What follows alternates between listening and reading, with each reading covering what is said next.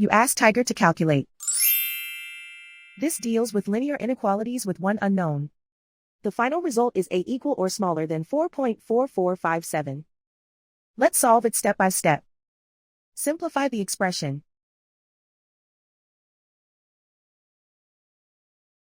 Isolate the a.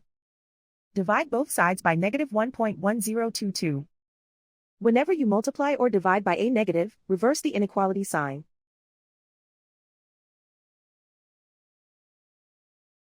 Cancel out the negatives.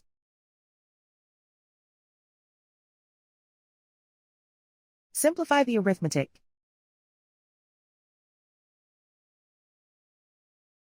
Cancel out the negatives.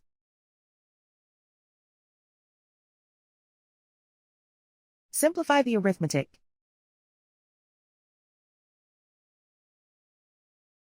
Plot the solution on a coordinate grid.